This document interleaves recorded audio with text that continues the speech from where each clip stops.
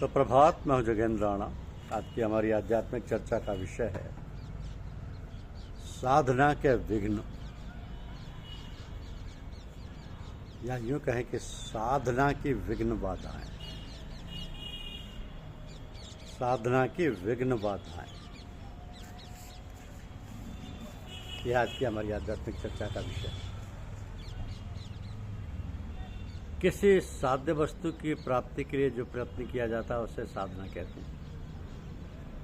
जगत में सभी जीव सुख की इच्छा करते हैं, सुख ही सबका साध्य है।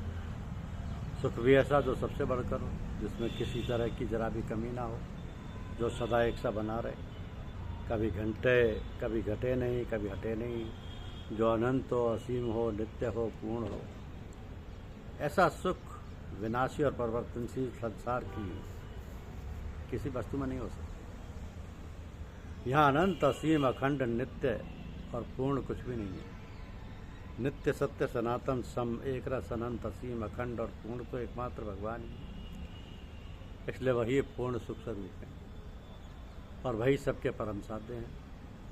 मनुष्य चाहे समझे नहीं, कहे नहीं, परंतु वह पूर्ण को चाहता है। इसलिए वो चाहता भगवान को ही है। जगत में से कहीं भी पूर्णता दिखती नहीं। वो सभी अब अवस्थाओं में बड़े से बड़ा सम्राट और इंद्र बन जाने पर भी अभाव का, अपूर्णता का ही अनुभव करता है। उसके मन में कोई कमी खटकती रहती है। इसलिए वह प्रत्येक स्थिति में अतृप्त और असंतुष्ट रहता है, किसी दूसरे स्थिति की खोज में लगा रहता है। परंतु वह मोहवश पूर्णतम भगवान की ओर न जाकर दुख और अतृप्ति की उत्पत्ति करने वाले अभाव भरे भोगों में ही सुख मानकर उन्हीं की प्राप्ति के लिए प्रयत्न करता है। इसी से वह सच्चे सुख से सदा वंचित रहता है। वो करता है अपनी जान में सुख की साधना, परंतु उसे मिलता है दुख, असफलता, अशांति और अतृप्ति। इसलिए भोगों के निमित्त किया जाने वाला प्रयत्न यथार्थ में साधना नहीं है। साधना शब्द की सार्थकता वस्तु तो वही है जहाँ वह परमानंद स्वरूप श्री भगवान के लिए होती है। तो सबसे पहले निश्चय करो कि हमारे साध्य हैं एकमात्र श्री भगवान, और साधना है अपनी स्थिति और शक्ति के अनुसार भगवान की प्राप्ति के लिए किए जाने वाला प्रयत्न। ये भी याद रखो कि भगवान एक ही भगवान लीला के लिए असंख्य रूपों और असंख्य नामों से प्रकाशित और पूजित होते हैं। कोई कैसी भी साधना करे, यदि वह भगवान के लिए है तो अंत में उसको वही भगवान मिलते हैं जो दूसरों को और दूसरी साधनाओं के द्वारा मिलते हैं। पाते हैं सब एक ही सत्य को, पहुंचते हैं सब एक ही जगह। रास्ते अलग अलग हैं, रास्ता सबके लिए एक हो भी नहीं सकता। जैसे एक ही श्री काशी को जाने वाले भिन्न भिन्न दिशाओं के यात्री अपनी अपनी दिशाओं में शारीरिक शक्ति के अनुसार पैदल, बैलगाड़ी पर, घोड़ों पर, रेल पर, वायुयान पर सवार होकर जाते हैं, और इसी में उन्हें सुगमता भी होती है। वैसे ही भिन्न भिन्न रुचि और संस्कार के मनुष्यों को अपने अपने अधिकार, शक्ति, रुचि, बुद्धि, संयम, अभ्यास और इच्छा के आदि के तारतम्य से उन्हीं के अनुसार विभिन्न साधनाओं के द्वारा तीव्र या मंद गति से भगवत प्राप्ति के मार्ग को तय करना पड़ता है। जो लोग ऐसा मानते हैं कि सबको एक ही साधना या साधन करना चाहिए, वो भूल में है। तब श्रद्धा और विश्वास के साथ अपने मार्ग पर तेजी के साथ चलते रहो। जो लोग नए नए साधनों के लिए लज्जा कर बार बार पुराने साधन छोड़ते रहते हैं, वे साधनों को बदलते ही अपने जीवन का बहुमूल्य समय पूरा कर देते और साध्य तक नहीं पहुंच पाते। तो साध्य पर दृष्टि रखते हुए अपने मार्ग से जरा भी विचलित न होकर सदा आगे बढ़ते रहो। प्रकाश अपने आप ही मिलता रहेगा। अपने साधन में साध्य के समान हो, आदर बुद्धि रखो। जो पुरुष साधना की अवहेलना, तिरस्कार करता है, उसे साध्य कभी प्राप्त नहीं होता, कभी प्राप्त नहीं होता। एक बात जरूर याद रखो कि किसी भी राह में कैसे भी जाएं, जैसे उसको राह खर्च की, रास्ते में खान पान की आदि की आवश्यकता होती है, वैसी भगवत प्राप्ति के मार्ग में सद्गुणों की, सद्विचारों की, सत्कर्मों की, एक शब्द में दैवी संपत्ति की आवश्यकता होती है। इसके बिना साधना का सफल होना संभव ही नहीं, असंभव सा अवश्य।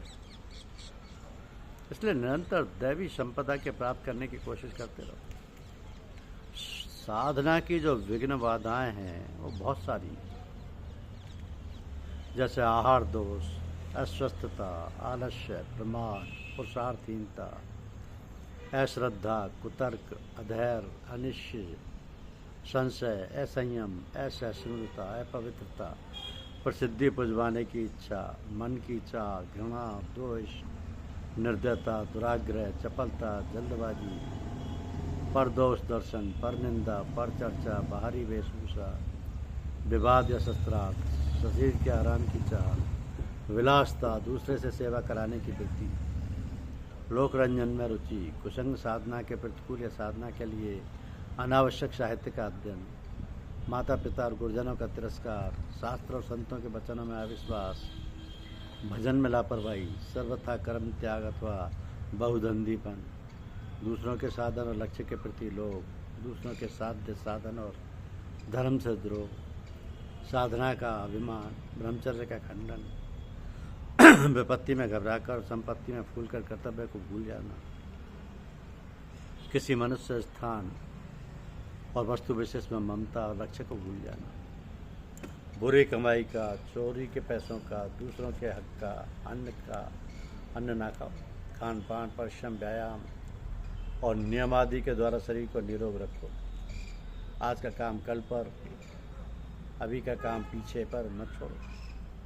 करने योग्य कर्म का त्याग और ना करने योग्य हानिकर कामों को ग्रहण न करो। हमेशा उद्योगशील और पुरुषार्थी बने रहो।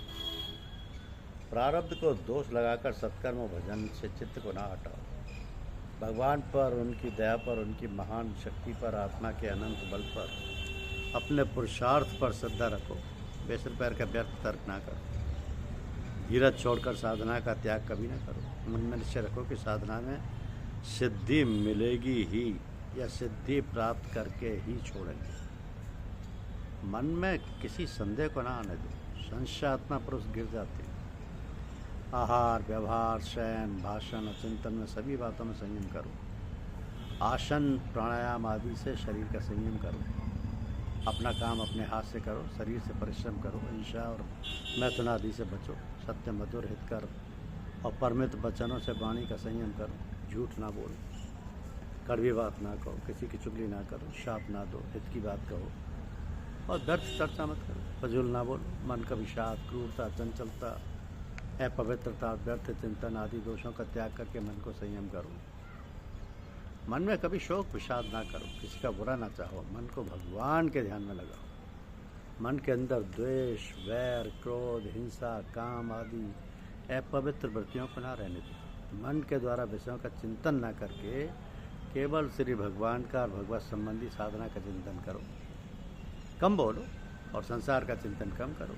इंद्रियों को विषयों से रोको। जन्म, यज्ञोपवीत, विवाह, कर्ण छेदन, श्रद्धा आदि में अधिक खर्च ना करो। गहने कपड़ों में अधिक धन मत लगाओ। भोजन का संयम रखो।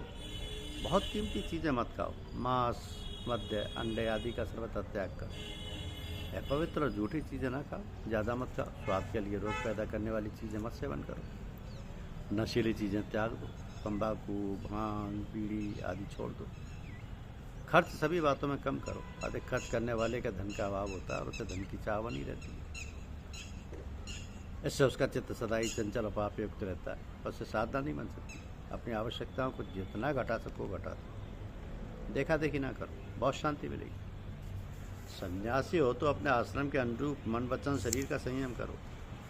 संयम के बिना साधना बहुत कठिन है। सुख, दुख, हानि, लाभ, सर्दी, गर्मी आदि द्वंद्वों को और विपत्तियों को भगवान की देन समझकर सहन करो। सुख और संपत्ति को भी सहन करो। जो सुख संपत्ति को पाकर हर्ष के मारे कर्तव्यच्युत हो जाते हैं वे भी असहिष्णु ही हैं। दुख में उद्विग्न मत हो, सुख में हर्षित मत हो। शरीर और मन को पवित्र रखो। किसी भी जीव से घृणा मत करो। किसी से द्वेष ना करो। महान वैराग्य की प्रेरणा से बुद्ध भगवान की तरह गृह त्याग करना दूसरी बात, और वह आदर्श सबके लिए नहीं है। शास्त्र और संतों की वाणी पर विश्वास करो। कोई बात तुम्हारी भजन में ना आए तो उसका तिरस्कार ना करो, उसे भ्रांत ना समझो। भोजन में कभी चूक मत पड़ने। साधक के लिए भजन सर्वश्रोमणि धन है। जी जान से इसकी रक्षा करो और सदा इसी में लगे रहो। ईश्वर के प्रति सदैव ध्यान लगाए रखो।